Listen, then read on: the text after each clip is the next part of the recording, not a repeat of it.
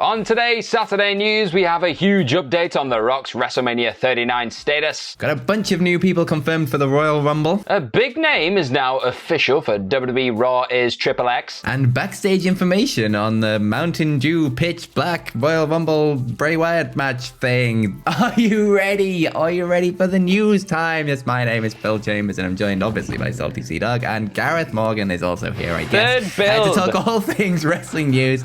But before we get into it, make sure you like the video, comment down below what you think of today's story, subscribe to the channel, and links to each story is in the description to click timestamps and up to go. But what's up first? Oh, Salty not going to deliver this story, Phil. Is he not? I mean, he's not first up, yeah? I think he'd do a better job of it than me. Yes, the first thing we need to speak about is the giant rock in the room that is Dwayne, isn't it? Because we're getting up to this Royal Rumble period. It's highly speculated. We've seen the poster with the electricity. I mean, that's pretty much 100% certain there that it must be happening, surely. But we don't know at this point now, because Dave Meltzer, in the Wrestling Observer newsletter, he has popped up and said, sorry, folks. It's not looking great at this point, because The Rock has indicated that he will not have time to get into main event Roman Reigns bashing shape for WrestleMania. He said that the deadline for Mania plans is coming, like it's there now, obviously. We're like, what, a week away from the Royal Rumble. The deadline's pretty much there, isn't it?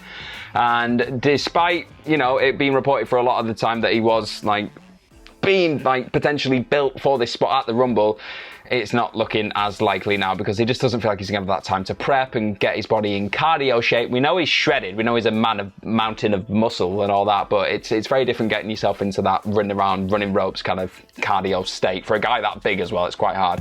But he did note that he's willing, he's open, he's leaving that door open for the future. Like, he could do some more business in the future. All of this, though, let's be honest, we know wrestling. This could just be an elaborate way of just throwing us off the scent of what's coming at the Royal Rumble, because the Cody things, they've already revealed Cody, right? And that was meant to be the big thing. So if you've revealed Cody, you got to have something pretty special, surely, lined up your sleeve, for this night for a big surprise, because that's just what people expect now, isn't it? Because we've been absolutely spoilt with it over the years. And then on top of that, Meltzer said that he's not 100% sure that this has been officially turned down right now, so he's covering his own ass a little bit, going, I don't know if this is 100%. The only indication is that it was considered less likely than a few months ago, and, he's got the XFL, which is, I think it's a month away from being launched, and that's not going to be a walk in the park. That's going to be pretty stressful, and he's going to be heavily promoting it. We know what he's like when it comes to his promotion. If you were around, obviously, at the end of last year, you saw the Black Adam spiel that we got every single week. He was just in promotion crazy mode, so it's going to be hard to do that and do all the travel and everything else that probably comes along with that, and train to take on Roman Reigns and pop up on television and things like that. It could be really difficult. So I don't know, feels like either an elaborate way of just keeping this secret, or he genuinely has just suddenly gone, actually probably can't do it. Yeah, it's tough, this one. It's not like he's only known for about, a year and a half that this was probably WWE's plans to lead up to Hollywood WrestleMania. But no, obviously life gets in the way with these things, and he doesn't just bow at the whim of WWE. Funnily enough, he's a busy man with a lot of other things going on. But again, at the same time, like Meltzer said in his report, this could just be that only a select few within WWE actually know, and they're just sending these seeds out to send people off in different directions and put people off the scent. So we'll have to wait and see, I guess. Obviously, but like you say, with the Royal Rumble and the electricity graphics, it was kind of heavily hinted that The Rock would be doing something, and then there's the potential of Raw Triple X as well, with the sort of generations of the bloodline coming in to acknowledge, or perhaps not acknowledge, Roman Reigns. So there's a lot going on. It'd be an interesting time for them to drop this leading up to this Raw Triple X thing. To sort of put people off the scent, like I say, that The Rock might probably not be there, but then he does appear and it'd be a big surprise and things. But then also, he might just be an insanely busy man, which he definitely is, and training for a wrestling match is quite the big undertaking, especially when his last one, I'm not going to count that thing with Eric Rowan, but his last proper match was in 2013, so 10 years ago was his last proper match, so getting off 10 years of ring rust is quite the big challenge. And he tore his abs. He did indeed.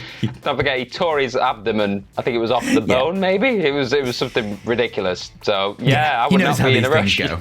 No way. But speaking of the Royal Rumble, sort of some people did get announced on SmackDown last night. So we have, on the women's side of things, Zelina Vega and Shayna Baszler have announced themselves for the women's match. And on the men's side of things, Braun Strowman and Karrion Kross have announced themselves. So the lineups for the Royal Rumble matches at this point are obviously Braun Strowman and Karrion Kross, Omos, Austin Theory, Gunther, Kofi Kingston, Ricochet, Seth Rollins, Bobby Lashley, Baron Corbin, Santos Escobar, Rey Mysterio, Cody Rhodes, Sheamus, and Drew McIntyre. And then on the women's side of things, we have obviously Shayna Baszler and Zelina Vega. Adding to that, Rhea Ripley, Candice LeRae, Liv Morgan, and Raquel Rodriguez. Definitely not as many women have announced themselves so far. But the interesting thing with this is the sort of Royal Rumble and how they build to these things these days. Last year, at this time, 95% of the men's Royal Rumble was announced. Yeah. 95% of all of the Royal Rumble competitors in general were announced. Wow. Yeah. And at this point, it's only half of the men's and 20% of the women's, which in my book is way better. Because I'm fine with you announcing a few of them, but just let it come. Let's let the sort of entrance pops wave over us and let the surprises come. Because the more you announce it, the sort of more formulaic everything gets. Exactly. Like you said, the surprise factor is probably one of the most exciting parts about the show. It's what you, like I said before, it's what you expect coming in now. You want these huge surprises. And I don't know if I'm just imagining this, but I'm sure some people that were even announced didn't even pop up. I think it was one of those where there were a few people who were announced ahead of time who'd somebody just went in the back and went, no, we don't want them. We've got this person. It's like, oh, okay, great. Yeah, it really upset me that last year because the big thing that you love was pretty much stripped away, and it was like, okay, cool. Not the best way to kind of head into the most exciting pay-per-view. I nearly said then because I was getting between pay-per-view and PLE. Happy Saturday, ladies and gentlemen. It's the PLU, and another PLU that's kind of going to happen on Monday is the WWE Raw is Triple X. Yeah, that's a thing. And one big thing that's also been revealed for that, so we'll talk about Rumble reveals. A big reveal's happened for that one, and it's a controversial one because of course it is. It's just that time, I feel, right now. Everything's just, whatever could go wrong or could be controversial is happening right now in WWE, isn't it? And it is none other than Hulk Hogan, who has been announced. He's been officially announced as alongside Shawn Michaels, The Undertaker, Road Dogg, Ric Flair, Teddy Long, Ron Simmons, Triple H, X-Pac, Jerry the King Lawler, and Kurt Angle. I think the Bella Twins are probably in there at some point as well. So there's a lot of people that have been announced, and he's there with them. Ric Flair himself pretty much spoiled this the other day because he said, Hulkamania's coming back. He's told me. And WWE were probably like, thanks, Rick. And they've just gone out and announced it anyway. And away from, two very controversial figures being on the show and that everything that comes with that, it does look like a pretty interesting show because you've got the US Championship match with Austin Theory and Bobby Lashley. You've got the Raw Tag Team Championship match, the Usos and the Judgment Day. Steel Cage, got Becky Lynch. Ex-Condom. Come on. Ex-Condom. We're going to get taken off the air, Phil. And you got Bayley and Becky Lynch, Steel Cage. You've got, like you said, the Bloodline acknowledgement ceremony that the Rock is definitely not showing up in. And I think that's everything. But even that alone, that's a lot more than what you usually get announced for a Raw. And it's quite exciting. And I feel like we're actually going to have quite a nice go home to the Royal Rumble. What a world. Yep, I am very much looking forward to the whatever nonsense happens with the Bloodline and the Judgment Day, because there's just so many different ways you can take that, and it'd be incredibly entertaining. And I can't wait. And the possibility of the Usos losing one half of their sort of tag titles as well and getting a set of belts back on Raw is really interesting. So yeah, looking forward to it. Like you say, should be a good one. Strap on in. Oh.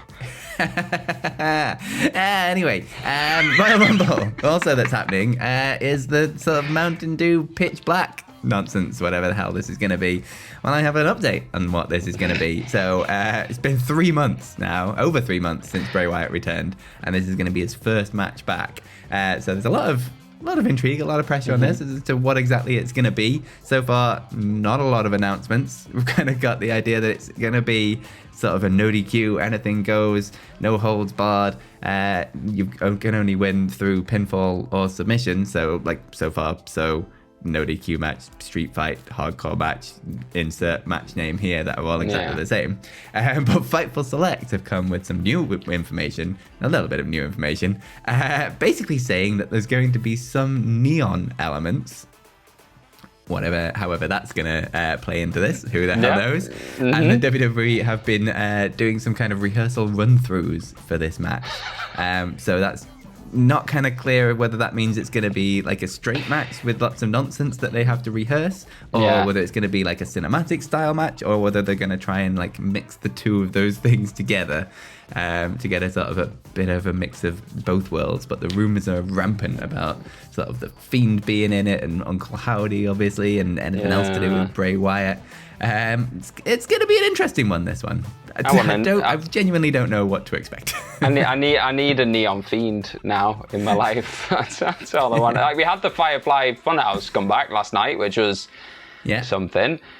I mean, I want it to be more like, I want the rehearsals and everything to be, because it's a heavily choreographed neon bout of nonsense, personally. Like, the more nonsense, the better with this, I think. Yeah, I'm kind of over the cinematic thing of it, and like I think it'd just take a lot of the energy out of the arena as well, really, if it's suddenly like all these matches and look at the screen.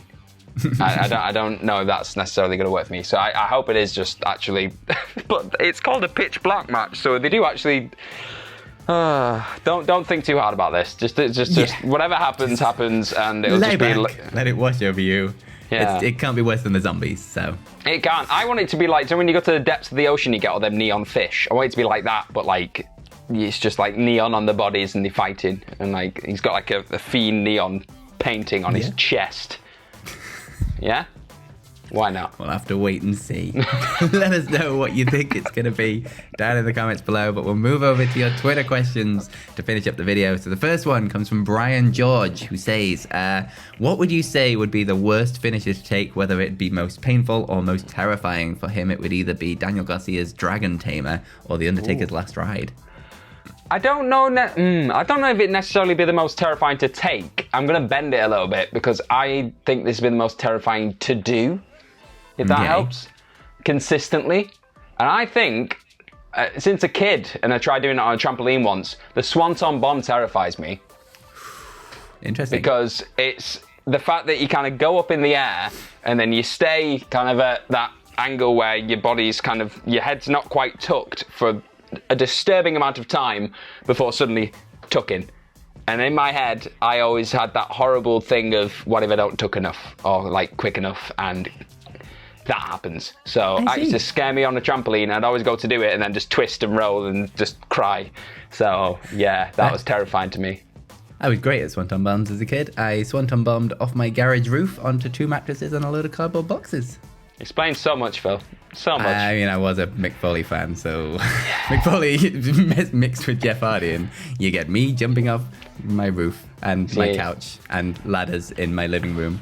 Pretty much jumping off anything I could to do Swanton Bombs. Loved it. Big fan. See, no, I was more of a safety Miz first kind of guy. But speaking of being a stupid child in wrestling, the tombstone, like my brother once tombstoned me, and that was the most terrifying thing ever, because you just, like, I don't know, you just stood there and then the floor comes hurtling towards your face really quickly.